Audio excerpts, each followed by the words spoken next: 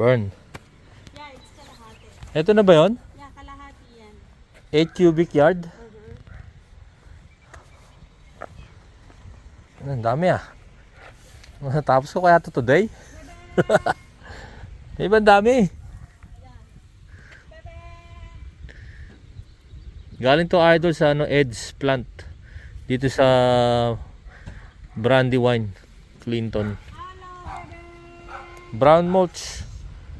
8 cubic yard. $75 yung delivery. Well, depende kung gaano kalayo. Pwedeng tumaas. Sa area namin dito sa Bryans Road, Maryland, 75 lang. Papalitan natin to mga idol ng brown. Ang ganda niyan, paikot yan sa loob na. Pati ito. Papaikutan natin ng buong bahay. Brown. Bumalik ako sa brown mga idol kasi namamantsahan yung pula. Sa pinakamagandang kulay, talaga pang display, talagang pang maganda sa mata, yung red. Kasi talagang vibrant talaga siya. Kaya lang kapag active ka dun sa yard mo, like nagbubungkal ka dun sa mulch tapos magtatanim ka, namamantsahan, nahaluan ng brown, so pumapangit. Yung katulad yan yung clippings mo, kitang kita rin. Pero pag sa brown mulch, yung clippings na magiging brown, hahalo na yun dun. So mag-iisang kulay na siya. Papalitan natin lahat yan. Pati yun sa dulo na yun, gagawin natin, papatungan natin ng brown yun. Sana magkasya.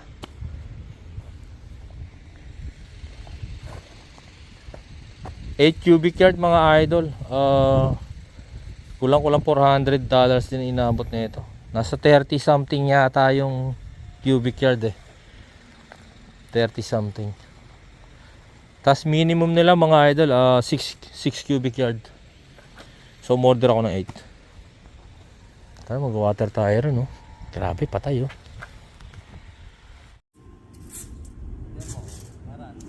Remembrance kasi papalitan na natin. Siguro yung kabaw lang. Paano kaya sa harap lang nagkasya? Sabihin brown sa harap, red sa likod? Pwede. No. Last year lang ito, babe, di ba? Yes, of course. Hindi naman natin magsawa. Isang taon lang. Magpapaparty kasi tayo ulit eh. Magpapasara uli natin yung buong... Papasara natin to. Papasara uli natin yung buong kalye. Isang bagsak party. Ready ka ba? Ready yung mga anak natin. Hindi ka ready, no? Aba, pareho lang yan ang ginastos last year. Naka-uniform pa yan, ha? Crossland represent yan, ha? Tatapusin niya daw yan, eh. Na bebe. Tatapusin niya daw yan, no? Na bebe. Kasama din yan, pero hindi tumutulong, ha? Tignan natin yung trabaho natin dito. Yung mga idol, oh.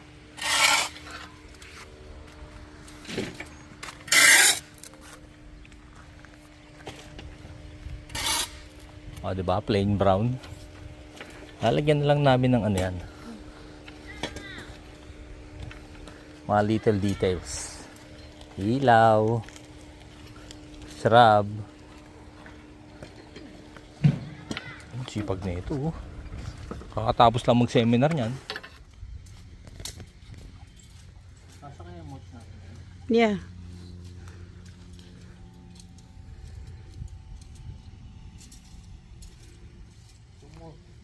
Punta ka doon sa menu.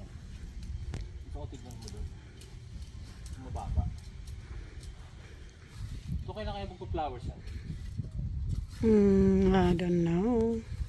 Maganda yun, di ba? Mahaba. Yeah. Mahaba yun.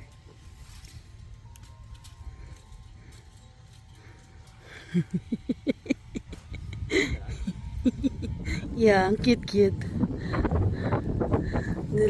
Sinusundan nila ako. Ganda oh. Para siyang lupa.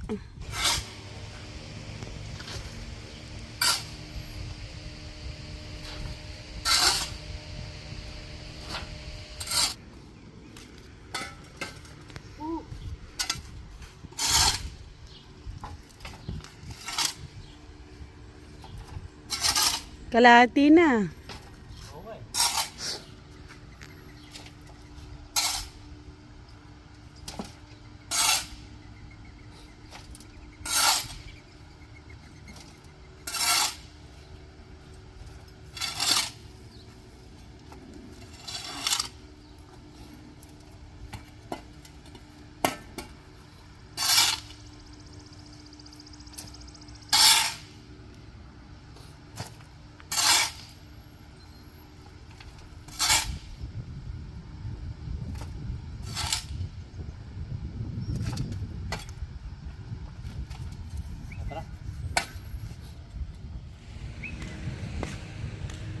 Nauubos din, men.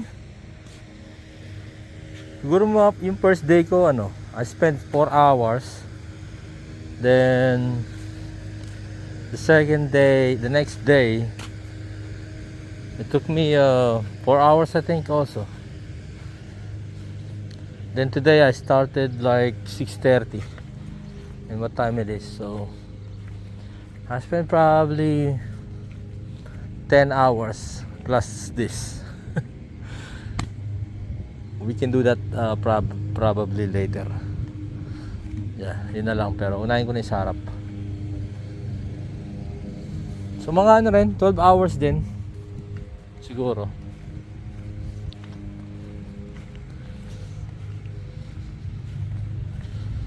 Pasok ko yung electric. Wash ako para mahugasan dito. Yeah, man, 12 hours to do this. 8 cubic yards of brown hardwood mulch. Ayan, sakto, sumaba yung roses natin. Ang lupit niyan, yung unang buga ng bloom niyan, matindi, men. Talagang yan, siksikan, biri mo. Ay, tangina, may mga insect. Kailangan spray natin ito, lalo na to. Tingnan mo naman to. Grabe, 1, 2, 3, 4, 5, 6, 7, 8, 14, 15, 16, 17, 18. Pag yan nagkaganto, siksikan, men, talagang yung unang bloom laging ganyan, ang lalaki, ganito. Tapos very thick, parang ganito yung tsura. Yan to, thick, very thick, Tapos yung mga after ng unang bugso, palitan ng paliit, tas panipis ng panipis. So yung mga idol, 8 cubic yards brown mulch, from red to brown. Diba, ayos. Maglilinis pa tayo ng holly. Pero next time na yun. Grabe, nagdudumi pala yun. Naglalagay siya araw-araw. Natanggal niya yung luma niya. Sana umulan, mga idol, today tsaka tomorrow. Shoutout to Clarence. Yan, galing kay Clarence yan. Binigyan niya ako siguro mga 3 sanga. Ayan yung pinaka nanay. Ito yung mga anak niyan. Yan, 1, 2, 3, 4, 5, 6, 7. Yan yung bumili kami sa Walmart. Kulay pula. Ito kulay pink. Sidum. Para mga idol, napuna ako na kinakain siya ng ibon.